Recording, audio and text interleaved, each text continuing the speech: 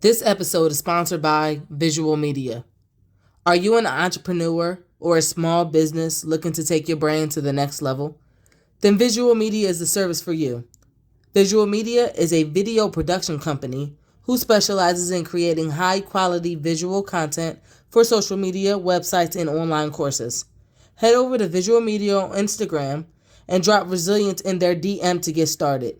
That's VZUALMEDIA underscore to get started. What's up, everyone? This is Resilience in Action with Erin Brown, the number one podcast for anyone looking to have a greater human experience.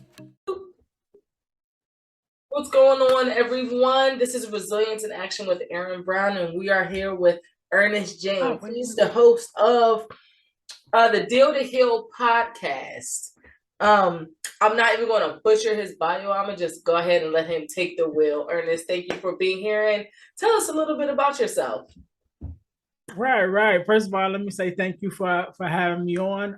Again, my name is Earnest James. I'm a person that does a little bit of everything, kind of. At my core, I'm just a person who loves people and loves helping people. So I am the host of the Deal to Heal with E. James podcast. What else do I do? I am a speaker. I am an author. I am a minister. Go on and on. But again, at the core of who I am, I'm just a person who loves people and love helping people. And so that's what I do. Person that loves people and loves to help people. You are a man of service. I love that. I try to be. I love that. So let's start with your podcast. When did that start, and how did you come up with that concept? Okay, so originally, my original platform when I got on Instagram, I had a male mentoring program called Man Up, which stands for Men Activating Newly Untapped Potential. So I'm going to do some more stuff with that. I kind of got away from it. You'll see why in a second. So that was my original platform when I came on Instagram as a speaker, just reaching out to young men to help, motivate young men. And so in the midst of that, I was married for 10 years, I think it was. And we were like right in the middle of the 10, around year 5 or 6, and started having some problems in my marriage. And so in working that out and figuring out what was the cause of it, I realized that a lot of it came from the differences in upbringing. So I was raised as in a household with my mom and my dad. My whole life, she was raised from a single mother household. And so you got these two people that's raised in two different environments that come together and try to, build a home together. And so those upbringing and those differences start to rub each other wrong because we're just different, And so in the midst of that, I started to realize that, I went back in my mind through my dating history, and I realized that every woman I ever dated was a fatherless daughter. And so coming up to that, I said, well, either I'm attracted to them or they're attracted to me for whatever reason. And so what can I do to help? What can I do to help that, that group of people? And so I started a page on Instagram called Friend to Fatherless Daughters. And in this page, I talk, from a man's point of view, but I talk about fatherless daughters and, the father's role and things like that. And so in the midst of starting that, and again, I just started it just to help, it still wasn't my main focus. But in the midst of that, I was going on a personal journey. And this is kind of a long story, but but I was going on a personal journey, and I was doing some self-development and some things, within myself and, finding my own purpose and all of that. And so in the midst of that, God gave me a quote, and the quote says, "Pain births purpose. Purpose births progress, and progress is the evidence that God is at work." And so going back, I had already had the Man Up page, and I was already doing that, and it was, making some traction. But when I started the Friend to Fatherless Daughters page, it took off by itself. It just took off. And so I'm like, all right, God, you said where the progress is the evidence that that's where you are. And so that's where I went. I said, well, let me follow that. In the midst of that, I was asked to be on a podcast. Never done a podcast before. did a podcast. After that one podcast, I ended up doing about 5 or 6 podcasts. And one of the gentlemen who was over one of the podcasts that I was on, I had the opportunity to meet him in person when I went to the state where he were at, and we sat down for breakfast. And just in the midst of conversation, he was like, "You should have your own podcast."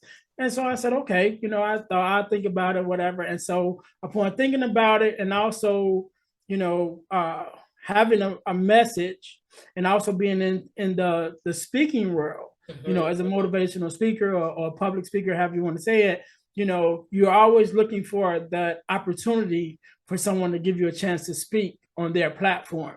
And so a podcast was kind of like the answer to what I needed. Number one, it allowed me to get my own message across, but then it also gave me a platform where I didn't have to wait, for the opportunity to speak on someone else's platform. And so it kind of put two and two together. But the motto, or the name Deal to Heal, to be honest with you, I don't know when it came. It came like in the process. It was just like in the process of it. And the motto came first, deal with your problems, heal with the pain, fulfill your purpose, and so that came to me. And so I was using that motto. And so as I began to, grow up on myself, and even begin to think about the podcast and what was the message I wanted to give, I didn't want to only deal with, the fatherless daughters. I didn't only want to deal with, the man up, the male mentoring. I wanted to deal with everything, where whoever was hurting, in whatever area we were hurting at. And so that's how the name became, Deal to Heal with E. James, because I'm like, hey, we're going to work and we're going to try to address as many areas as we can. And so, I address my areas from my point of view, but then I have guests on, and who's, an expert in their own right, in their own field, and then we talk about addressing whatever the issues that that they address. And so I just try to have a real well-rounded podcast, and try to help as many people as I can. So that's the long and short of it, of how I ended up, how I got here. And so through the podcast real, that's where we met, and so here we are. Absolutely. Podcasting has brought me into the orbits of so many different people from so many different backgrounds and upbringings. And I think it's kind of cool that this one thing brings so many people together, and they're able to speak and share their stories and experiences with other people, in hopes that the information that they share will help someone down the line. Yeah. And one of the things that I love about it, because I get to have conversations, right? Conversations that I usually wouldn't have necessarily with the people in my circle, because a lot of times we grow up and we're the one, in our circle, like we're the one to get out. We're the one to press forward. We're the one to have a bigger vision than the block that we stay on. And so because you're the one, you're the only one. So you're not necessarily having these conversations that you want to have. You're not having the business conversations, the entrepreneur conversations, because everybody else is still in the box, and they like, no, we cool in this box. And so you're the only one that got out. And so you're looking for rooms and people to have these conversations that, you're having with yourself. And so that's the thing that I love about it. Since I started, I get to meet all these people, and I get to have these different conversations, and even some of the best part of the conversations is the part that we don't record. It just I was recording yesterday. I was recording with a young lady yesterday, and we, meeting for the first time, online through the Zoom or whatever, and we're having a conversation, and we probably was like 40 minutes in.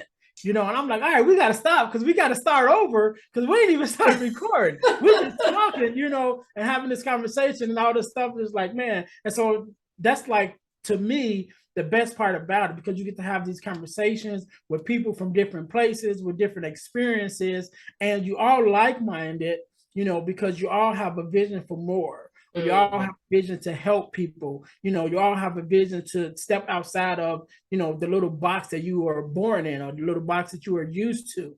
And so you're able to have these conversations. And I think that's, one of the things that I value more, and I was talking to someone the other day about, people want to start businesses and stuff. And I'm like, you got to find something that touches you. And so I'm going on a year, in a couple of weeks, I'm going on a year of podcasting. I made no money.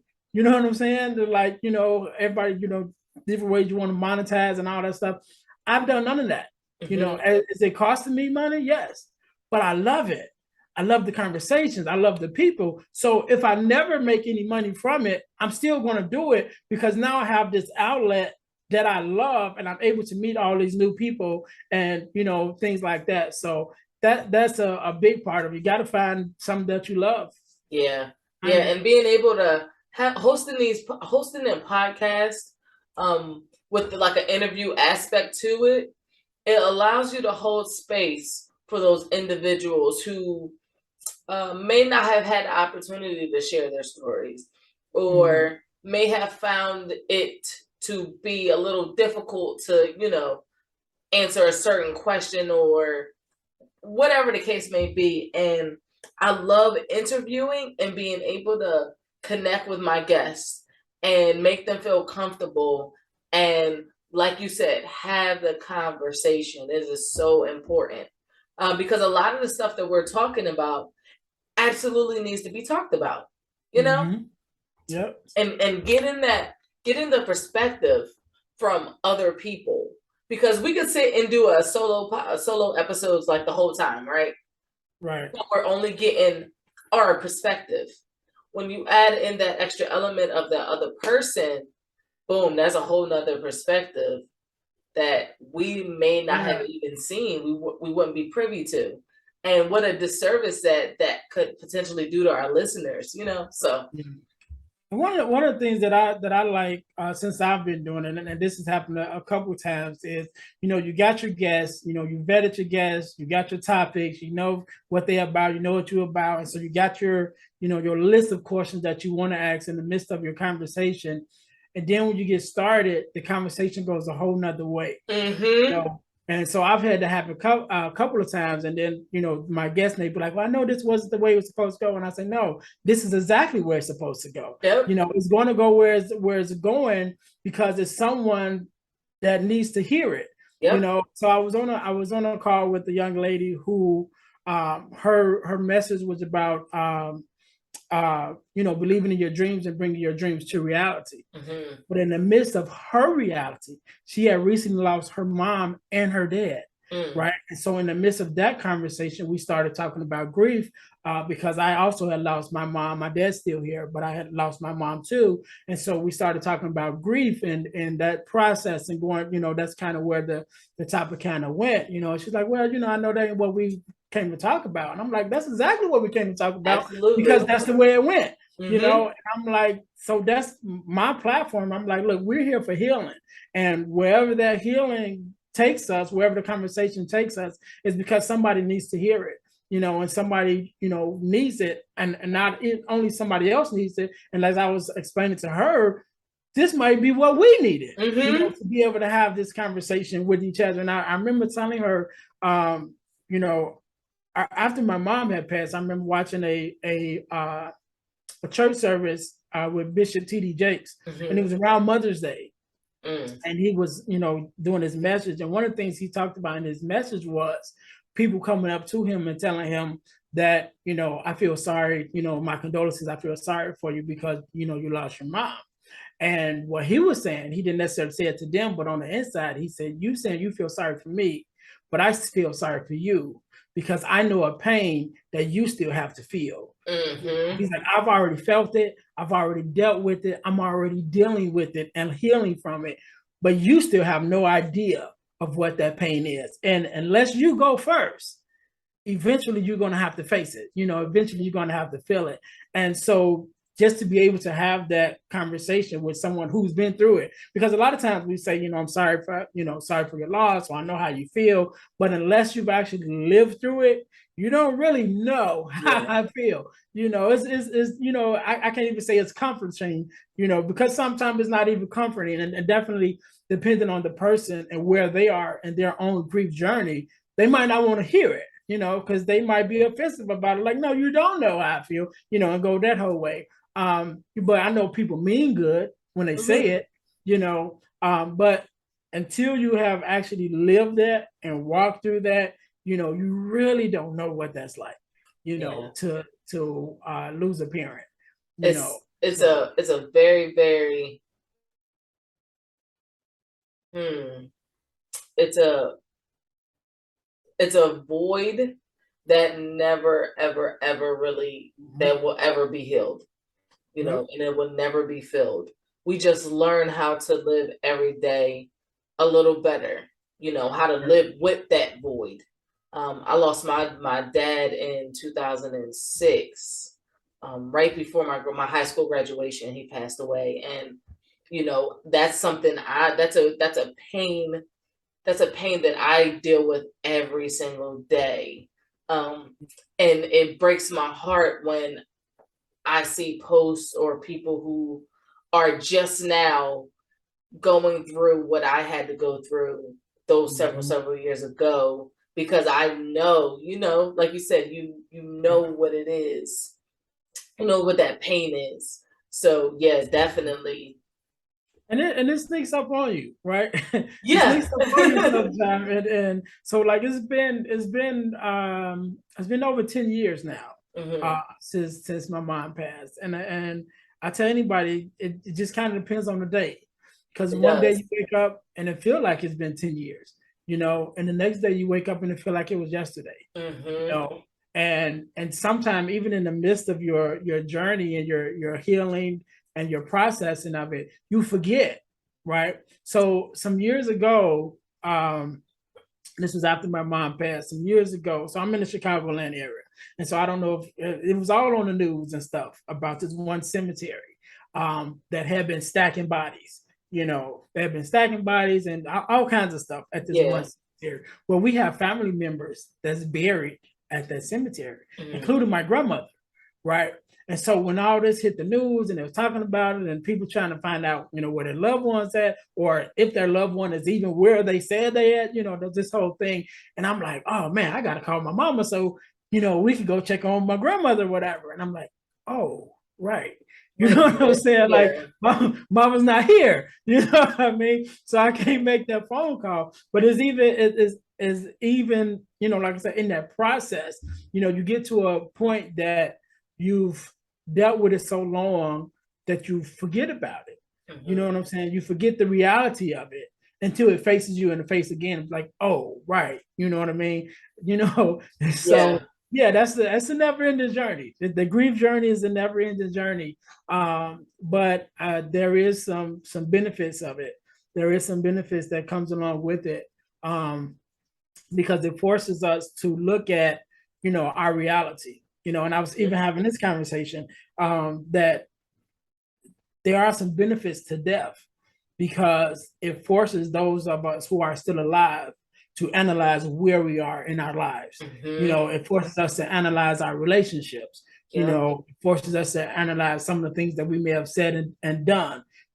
Is whatever I got into an argument with my sister about, is it really that serious that we're not talking? Because I don't know if I'm promised tomorrow to able to make up for that. You know what I mean? And so it forces us to have these different conversations. And it even forces us to look at ourselves as far as our dreams. One of the questions that I've been asked over the years is, why do God, take the good people? And so we sometimes we go through that, like, my mom was this and my mom was an upstanding person and she was great. But then you got this person over here whose mom is, on a whole nother level. And it's like, why didn't he take her? And I'm like, well, he took the good ones because the good ones are ready. And the rest of us who are still here, that means we ain't ready yet. You know what I mean? So he giving us a little more time to get right. And so I look at it from that way. I try to, have others look at it from that way. Like, we have a work to do, and even with my mom, my grandmother was a pastor. And when my grandmother passed away, my mom became the pastor. And so when my mom passed away, it didn't go to me, but it went down. But in my journey as a minister, I ended up becoming an executive pastor of a church that I helped start, and it's like you have to look at the mantle that's being passed down. My grandmother had a job to do. And when she was finished, God took her. And then that mantle went to my mom. My mom had a work to do.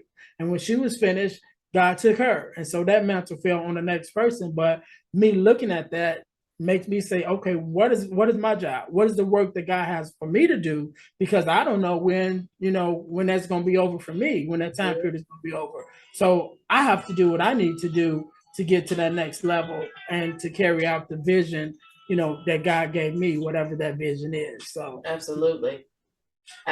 Yeah, it's interesting and a little comforting in looking at it from that perspective. Just knowing that you're still here because you still have work to do. There's still things that need to be done that only you can do. Right. That's why I struggled with not wanting to be on this earth for a very long time. And through the years, I've come to learn that I still had things to do. And I truly believe that this podcast and just being able to have these types of conversations are a big reason as to why none of those attempts ever worked. They all failed. Right. And it's comforting, like, okay, now I know.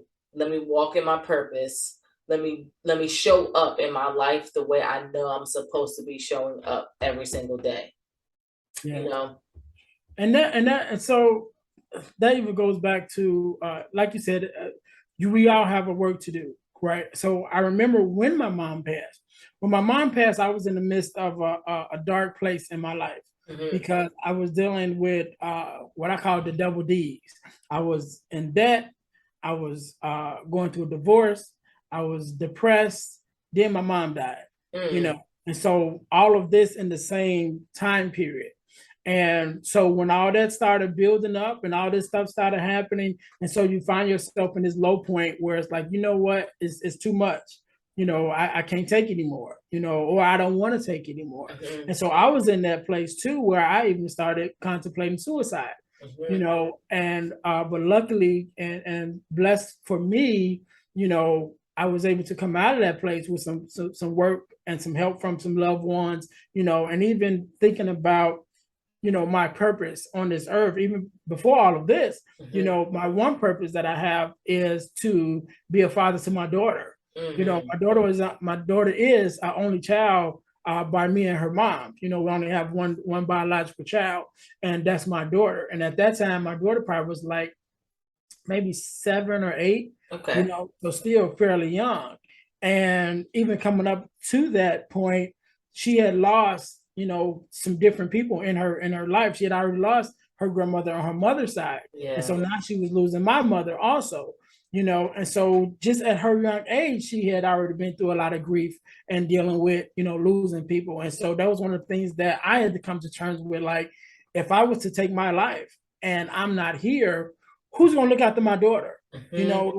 And then not only who's going to look after her, but what would that do to her? Yeah. You know what I mean? Like, how would that affect her? Because I know even beforehand and even afterwards, it would be days we'll be playing, I'll be playing with her, and then she would just stop, and then she would start crying. And I would like, what's wrong? What's the problem? And she'd be like, I miss my grandmother's.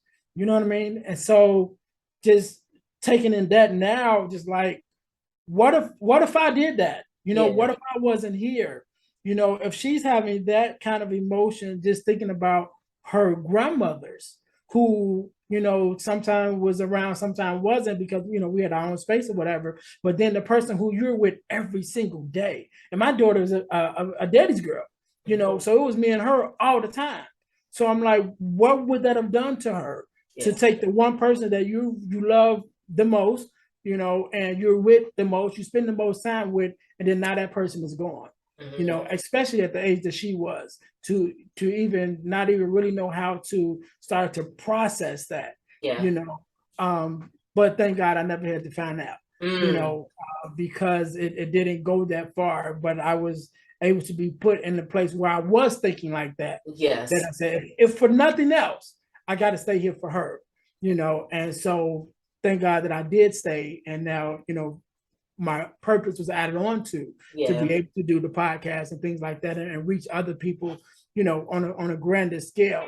But at the root of it, just to be able to say, if for nobody else, I'm staying here for this little girl that I'm responsible for. And so she's 19 now, grown and in college and doing her thing. So, but yeah, I think about that sometimes. It's like, where would she be? Not even talking about me, but where would she be had I not been here? And shout out to the support system you had through that time that was able to help you see when it was really, really difficult for you to see. That's a major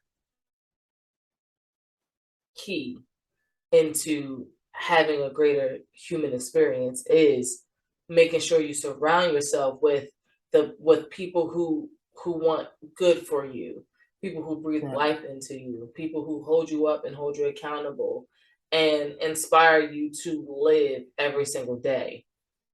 Right. Yeah, and that's where these communities come from, and that's why even the podcast community, and that's why I'm so happy to be in it, to learn about it, and to realize the power that it has. Because I was having a conversation with someone the other day, and they were saying, just growing up from where they grew up at, was like the positive influence is like it's not there. These other things is not there. So it's like, well, where I come from, this and that. So, well, we don't have those. We don't have that. Not explanation. What am I trying to say? We don't have that excuse. We don't have that excuse anymore, because it is so easy now to tap into these different environments with people who have these different mindsets, and that's cultivating these different atmospheres. Yeah, physically, I may be in the hood somewhere, but I can tune into this podcast. I can tune into this video on YouTube and take my mind somewhere else where I'm able to see beyond the four walls that I'm in. And so that's one thing that I really love about the podcasting space, and definitely YouTube, to be able to send those messages out. Because that was a big part of my journey when I started, because I was realizing where I was at as far as in the space where I was at, and I'm like, all right, I need some inspiration. And so I went to YouTube and started looking up, inspirational speakers and things like that, which took me on a whole nother journey, which is part of how I even learned about podcasting and all of that. Like that's, it was through that journey, just for me saying, I need to find some inspiration, and going on YouTube and finding some, there's one person that I was introduced to who I had never even heard of before, and introduced to that one person and began to follow him. And then through him, I started meeting up, was connected to all these other people that he was connected to, which opened up a whole lot of stuff for me, even in just in the entrepreneur space, because it was through that I started find out about the speakers program, that I found out about a real estate program, that I found out about the podcast, program to start a podcast. So just for me looking for inspiration outside of these four walls, that I went to YouTube on my phone, opened up a whole nother world for me. And so that's why I really love, the podcasting space, the YouTube space. And now we don't have those excuses anymore. Because it's too easy. It's to find the information that you're trying to get to now. Yes, it is. Yes, it is. It is way too easy. I think what will have to happen is someone will have to have a really, really tough, difficult, and real conversation with themselves to get themselves out of their own way, because that's the only thing that's standing in the way is you. Opening up your mind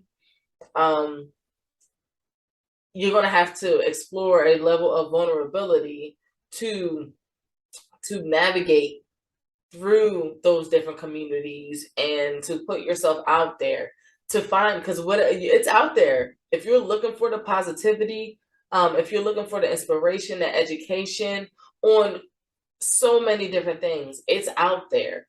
It is absolutely 110% up to us to go out and find it. It's no one's job to say, here. Great if you have a circle who does that. And most of us do, like, hey, let me put you up on this person, or let me connect you with this person. But it's not that they're not obligated to do that, you know, but as an individual, it's your obligation to go out there to find what it is that you're looking for. Hey. If you're enjoying this content, do not forget to rate and review. Wherever you're listening to this podcast, be sure to rate and review. It helps us reach more people in more ways. Now, let's get back to some resilience. Absolutely. Yeah, and it comes to a point where it's like you have to let's say if you want something different, you got to do something different, right? And so this is one of the things I was telling my son, because I put him on to it's an internet radio station that plays motivational speakers, right? It's like a lot of different motivational speakers, but they play it to a soundtrack of music. So it's easier to digest because you bump your head to the music or whatever. So it's easier to digest these messages, right?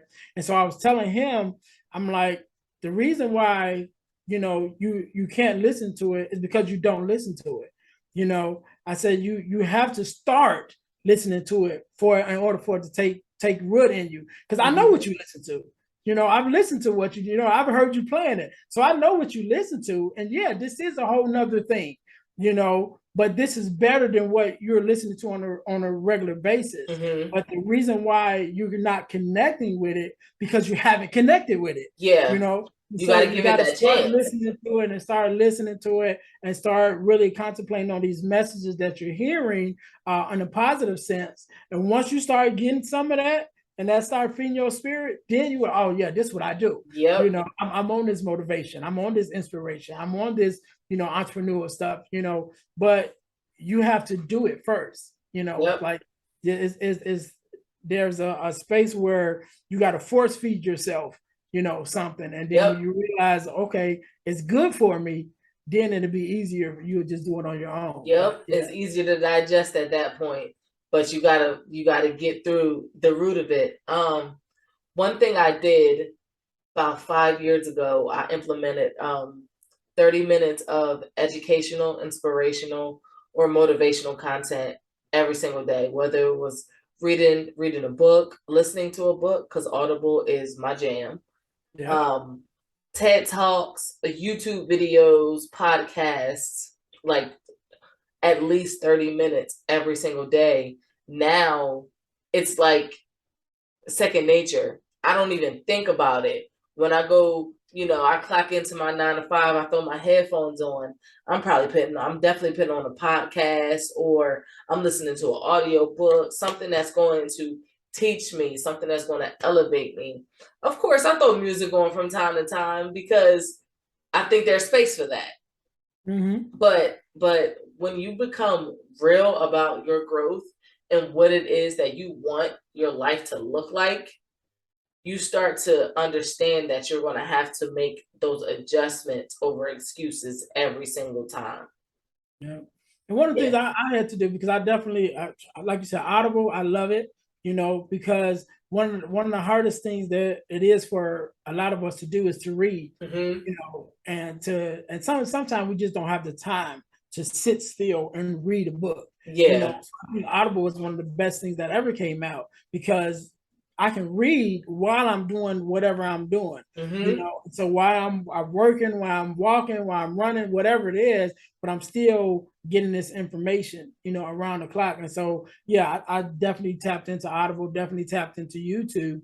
And I love that's fact, like with the new TVs and stuff, you connect it to your internet and just pull up YouTube on your TV. Yep. Because I don't watch TV. I don't have cable. You know what I'm saying? Got nothing. I don't watch it. But I spend, if I'm watching anything, I'm watching some videos off YouTube. Yeah. Something inspirational or something, learning something. And so, but even with that, one of the things that I also had to make sure that I did that works for me is not only do I have to put out time for that learning and that taking in information, I have to also set a time for that quiet time. That quiet time where sometimes I have to turn everything off. I ain't got no music on, I ain't got no TV on, I ain't got, everything is quiet and it's just me and my thoughts. And especially when I'm writing and I'm trying to be productive on different things, there are some times that I'm like, okay, in order for me to really focus on what I'm doing, I got to shut everything down. Yeah. And so that space of quietness is like a magnifier to me sometimes. Yeah. And I get in that quiet space and I'm just like, I'm knocking stuff out. I'm writing, sending emails, writing books, whatever, And so I think it's important that, definitely while we're getting our information and we're setting apart time to, receive information, but then we also setting out time to have that quiet time where we're just reflecting on the information that we've already, received, to give ourselves time to process it, and then not only process it, but then activate it and start putting it in our lives. So absolutely. You mentioned you're an author. Mm-hmm. Say more. So I've written 3 ebooks as of now, and I'm working on my first hardcover book. And so the 3 ebooks, one is called From Males to Men. So it's a basically a male mentoring, book that is kind of based off my male mentoring program, and so I kind of base it off that and put some of the principles in that book in there to help young men. The second one is called 4 Core, which is the 4 core values that every daughter should get from her father. Right? And so that one came from being in the fatherless daughter space, and taking into consideration what I was learning about the fatherless daughters, and then thinking about myself as a father to my daughter. It was like, okay, what are those things that, she should be able to get from me, if nothing else, like at its root, what are those 4 things? And so is affirmation, is love and affection, is protection, and what is the other one? I knew my mind was gonna go blank when I got ready to say it. So it's affirmation, protection, love and affection, affirmation, protection. I can't think of the last one right now, but gotcha. My mind was blank. So the last one, which is the last one that I wrote, is an ebook called Forgiving Me, right? It's the 4 steps to self-forgiveness. And so one of the things I was blessed to be a part of this year, I was contacted and I was asked if I would mind being a part of a forgiveness workshop. Okay. Where we talked about forgiveness.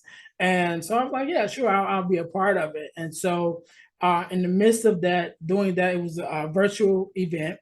So in the midst of doing that virtual event, we talked about forgiveness of others, forgiveness of self. It was kind of going through that. And someone asked the question about how do you begin to forgive yourself? And, and this is another thing that I love about the podcast, is because sometimes it pulls things out of you that you didn't even know was in you, right? And so when that question was asked, my mind automatically started, like, it clicked on, and it was like, okay, when we deal with self-forgiveness, let's look at the word self as an acronym. And so the S would stand for, what was the season of life that you were in at that time? Because there is a season that we go through, where we up or down or whatever. What season were you in, right? So we're going to take that in consideration. Then the E, what was the emotional state that you were in? So I think I always, when I talk about that, I talk about when my mom passed away. Emotionally, I was a wreck, right? So there could have been some decisions I may have made out of that emotional space that now, as a healed person, that I'm like, oh, I shouldn't have did that. but I have to take in consideration where I was, right?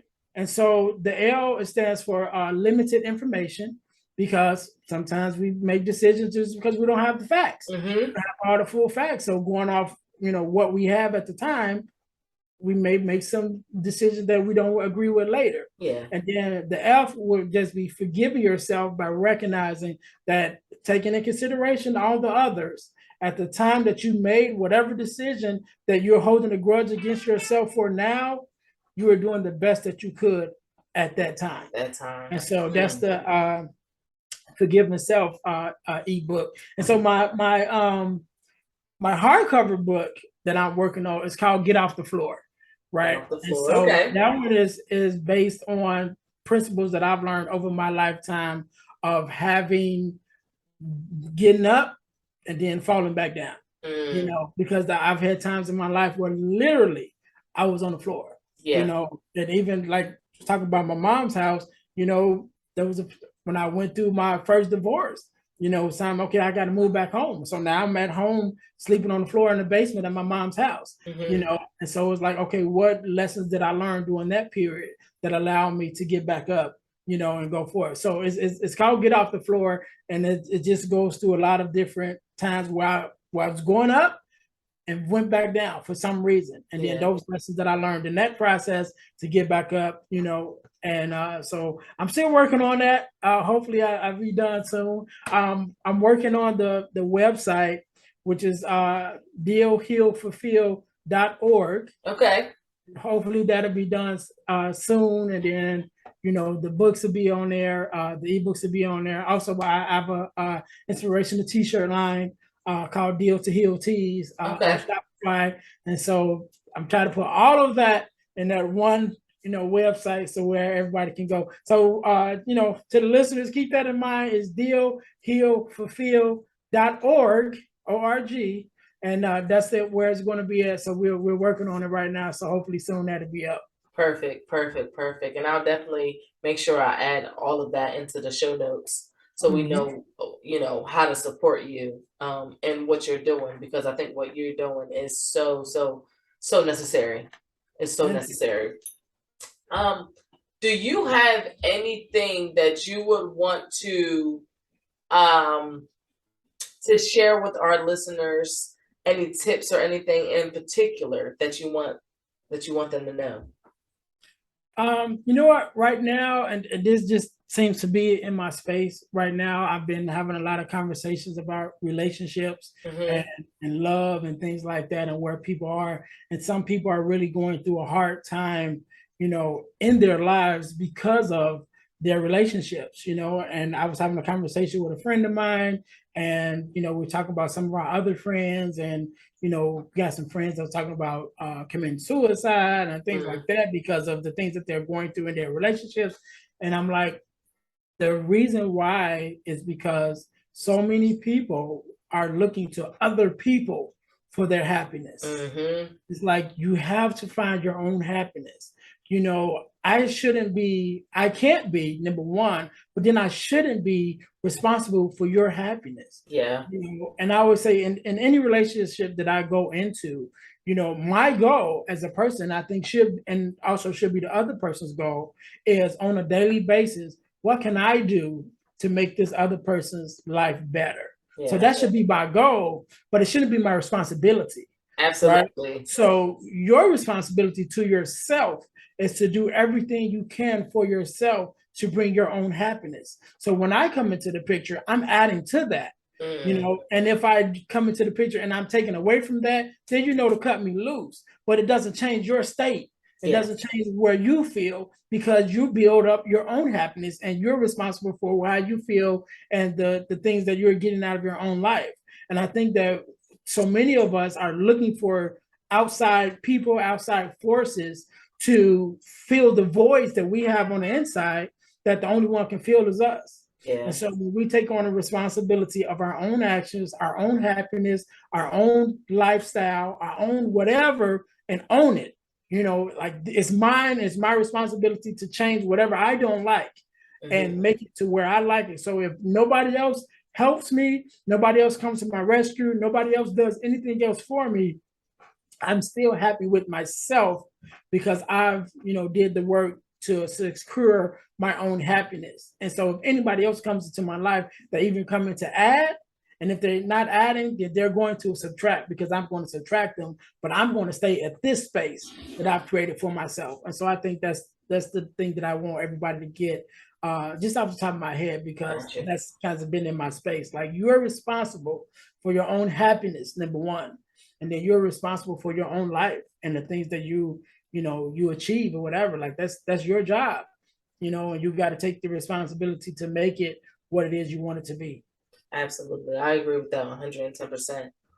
Like I was saying earlier, like, it's your responsibility. It's no one else's responsibility to make you be who you could be, or to pull out your potential.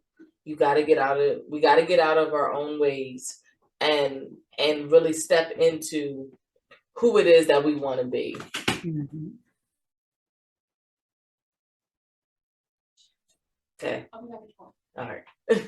Sorry about that.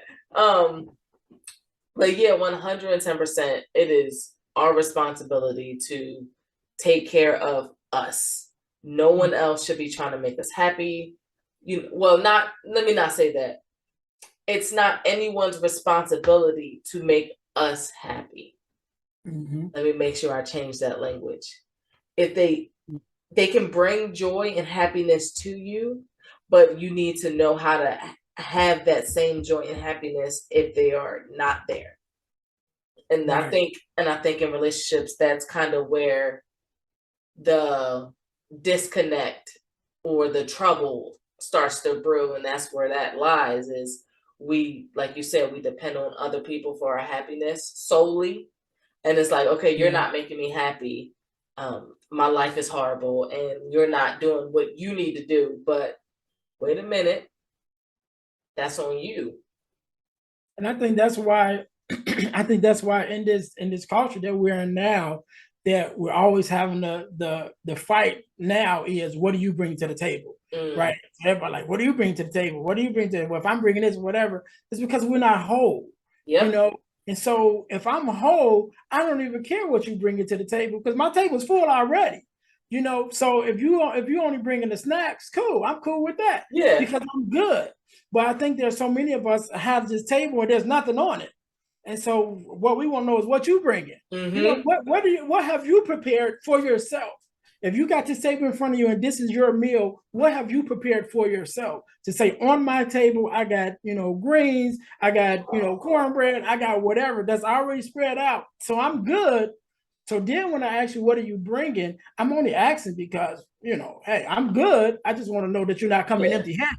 Yeah, exactly. You're not about to come with an empty plate. You about to fill up your plate with my stuff. Right. Like, so I want you to bring something, but if you don't bring nothing, it's not going to change my table. Absolutely. I'm good. But I think so many of us has this blank table. And so at the very beginning, we're like, what are you bringing? What are you bringing? So you're looking at each other, and then that's only going to lead to, if I feel like I'm bringing too much or you're not bringing enough, then there go the relationship right there. Yep. And there's more conflict. So, yep. Again, we got to start with ourselves. You should have your own table. You should be filled within yourself because of the things that you have applied and supplied for yourself. And so that when you go into a relationship, you're offering the things that are on your table. Look, I'm offering this spread before you. This is what I'm bringing. So whatever you bring is a plus, but this is what I already have accomplished for myself. And so if you're not bringing something, or sometimes let's just take the person that, may not be in a position to bring something to the table right now, but they have the potential to do it. So I'm not automatically looking down on you because you don't have nothing to add to my table at this time. But I've done so much for myself and supplied so much for myself that I have enough to share. Yeah. So now that you're coming to the picture, hey, I know you're not where you want to be right now. You might not even be where I want you to be right now. But you can share in what I have until you're in a position to add to what I have. But I'm not coming into it looking like, what do you have already? Because I've already done enough for myself. Yeah. Yeah. I always, at the very, very end of the day, regardless of who you are, where you are, what you have going on, I will always believe that if you do not take care of yourself, if you cannot show up for yourself, you cannot fully show up for anyone else. Mm-hmm. If you can't pour from an empty pitcher, you can't fill up somebody else's cup from an empty cup. That I can't pour anything out of this because there's nothing in it. Feel me? We have to make sure we're doing what we need to do to keep this full, so we have it to share, to pour, and to, you know, and also learning not to be expecting too much. You know, I don't if I'm pouring out of my pitcher, I don't expect anybody else to come refill my pitcher. That's on me. That's what I got to do. Right. You know, right. Being of service, that's what we do. We're pouring into others and also pouring into ourselves. Right. You know, now granted. And that's a lesson that sometimes is hard for us as the people, you know, who everyone looks to for help, or everyone looks to for support, because we want to be that person. We are that person, mm-hmm. right? And so, but we also have to take in consideration that self-help, right? And that self-care, to make sure while we're caring about everybody else, we also taking time to care for ourselves, so that we don't get to the point where we're pouring out of an empty cup. And now the people who we swore to help, we now resent them because they needed our help. Uh-huh. And now we've given so much of ourselves. Now we feel like, okay, who's helping me? You know, and we start to turn in those courses inwardly, you know, and you start feeling some type of way because you're not getting what you need. But as the person who holds the picture, it's your job to pour out, but make sure before you get empty, you go out and replenish yourself. So that has to be our job. Absolutely. Absolutely. Ernest, how can we find you on social media? Where can we find you?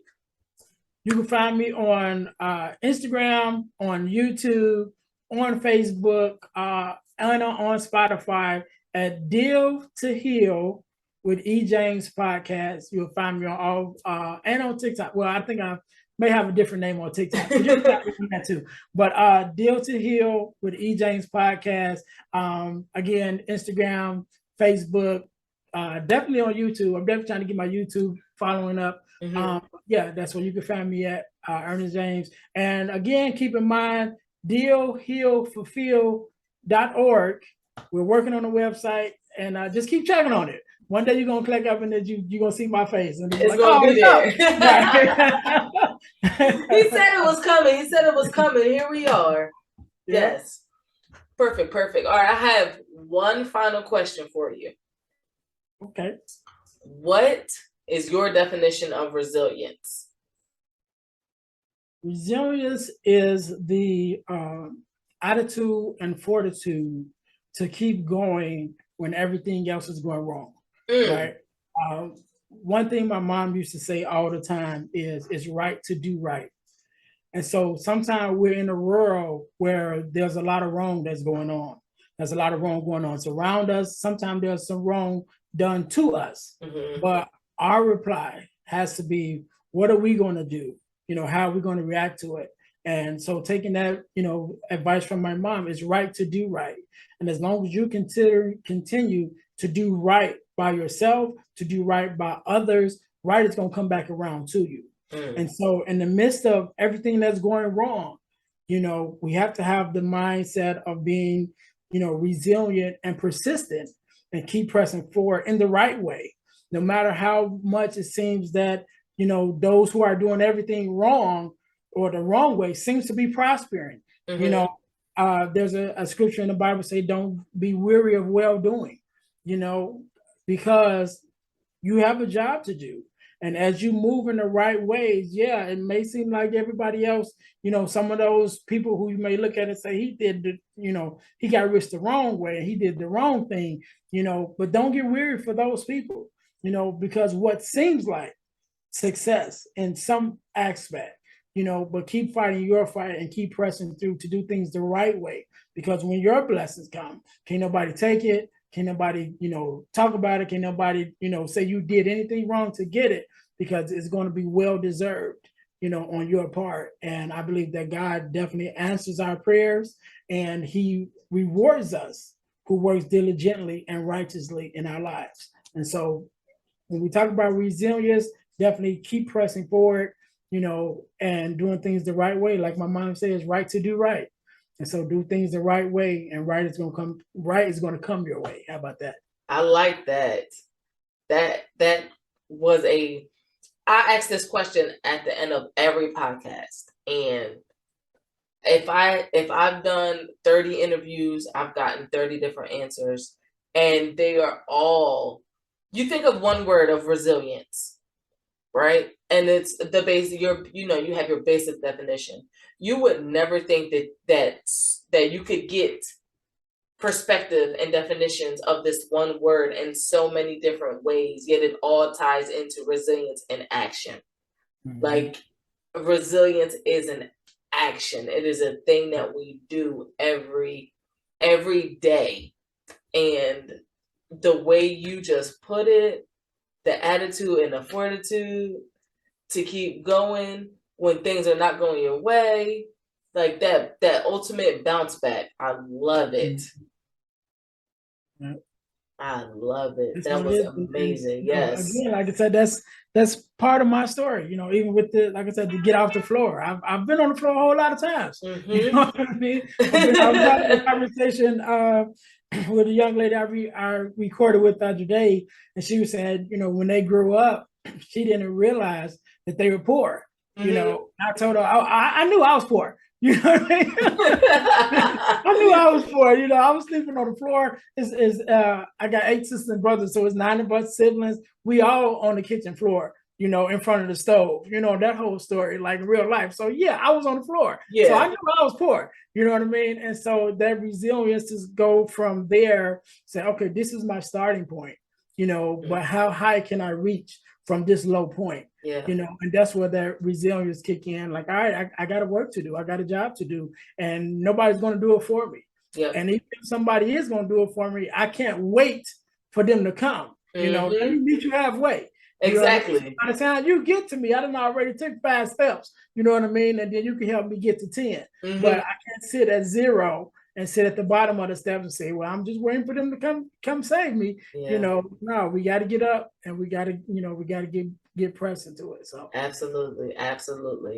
Well, Ernest, this has been absolutely fantastic. Thank you so very much for taking time out of your very busy day to mm-hmm. sit down and share a little bit about yourself, a little bit about your story, and sharing some stories, tips, and strategies on how to implement resilience and put it into action.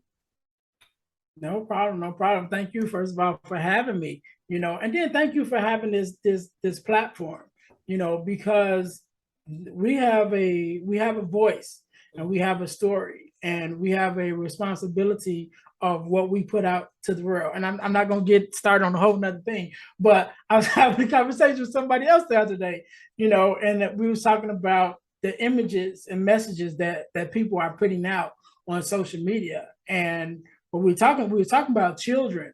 Mm-hmm. And I was saying that forget the children, some of the messages and images that the adults are putting out to the mm-hmm. world. And it's like, really, that's how you're representing yourself.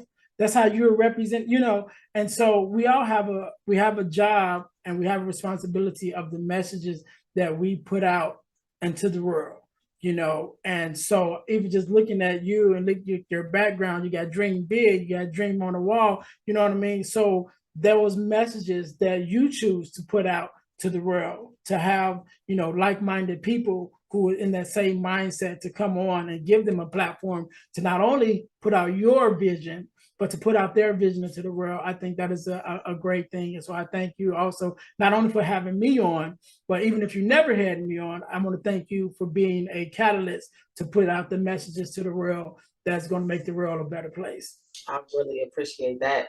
That hit me right here in the feels.